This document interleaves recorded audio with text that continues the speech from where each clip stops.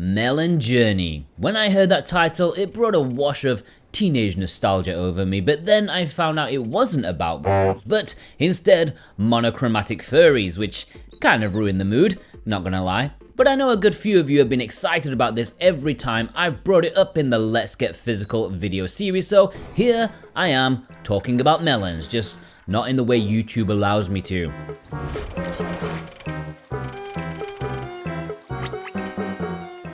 It should be noted that this game is releasing in the West in April.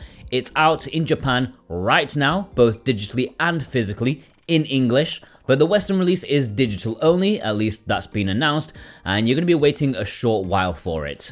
So, Melon Journey Bittersweet Memories is a sequel to a niche game that was popular on itch.io.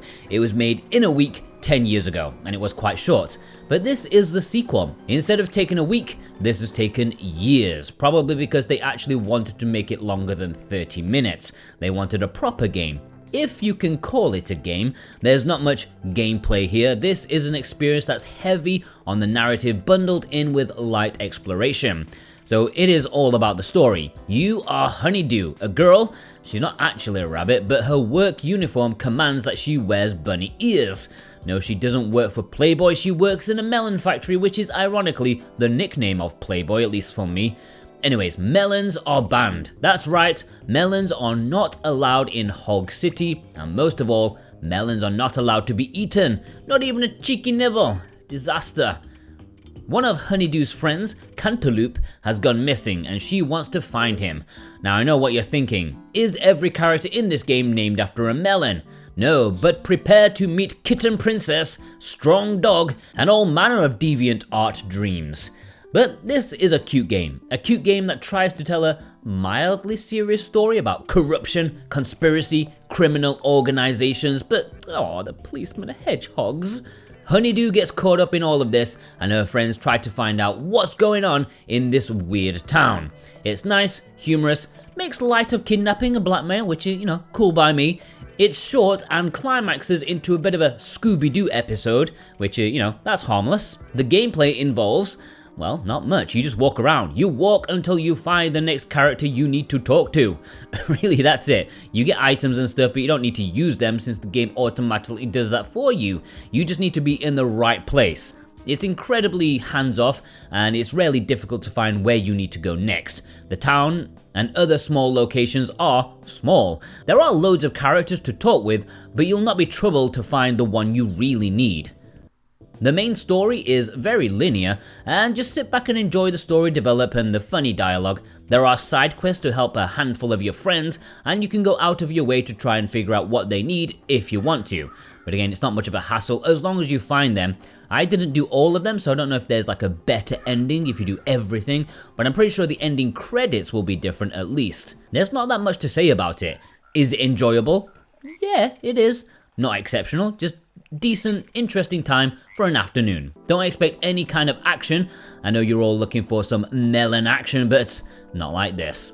Explore this little quaint town, talk to its people or animals, and solve a mystery. You like solving mysteries, you'll probably like this. Now this is available digitally, or at least it will be, next month in the West. For some reason, the digital release was delayed in the West. It's available on the Japanese eShop right now for almost 3,000 yen, which is $22. That has English. I've heard it's going to be $15 on the US eShop. That's what I've heard, I don't know for sure. And there's also a physical release which is only available in Japan. That does have English. It's really quite cheap for a physical import, and there's been no mention of a Western physical release, so if you want to import a physical copy for yourself, check the links in the description.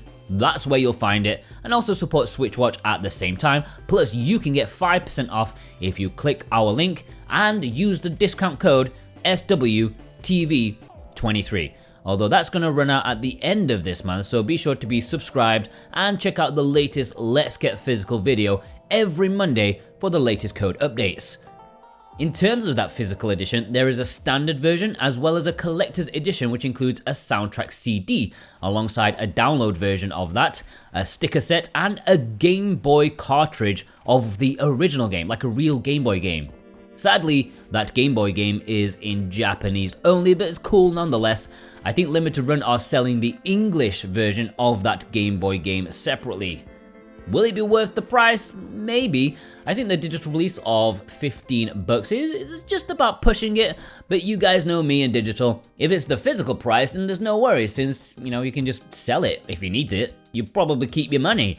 It's a tough one though. As much as I enjoyed it for what it is, the price is just a little bit high for a game that is fairly short and lacking in substantial gameplay. But that's just my opinion. Perhaps those who love this type of game will be happy to pay the price. I mean, the PR says it's like 5 hours or more. Not really, it's more like 3 hours, and I can't imagine doing the rest of the side quest will push it up to like that 5 hours. I really don't think so. The production value gone into it is pretty good. There's so much art in here, small animation touches and personality. Environments also change as you go through the game, either from day to night or change after events, so I can imagine a lot of work went into that. The music is also top notch, and I really am considering that collector's edition just so I can have the soundtrack CD. It's really excellent, and there are loads and loads of songs here that I wouldn't mind listening to when I'm writing something. Very cheerful and varied.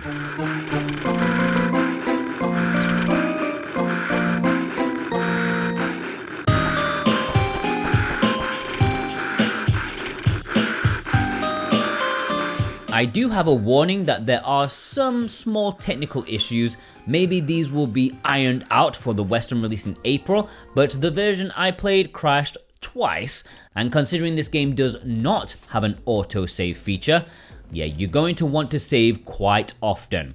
I'm guessing this will be patched out soon because they are aware of the issue. Overall, I'm pretty sure you've already made up your mind about whether this is the game for you or not. Gameplay is definitely at a minimum, and it lives up to the promise of being a story exploration game.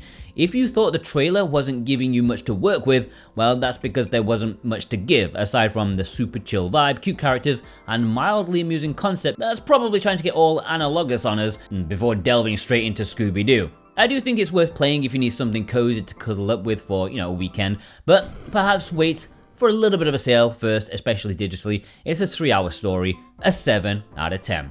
Kinda wish it was higher. I was hoping for something a bit more, but still, alright.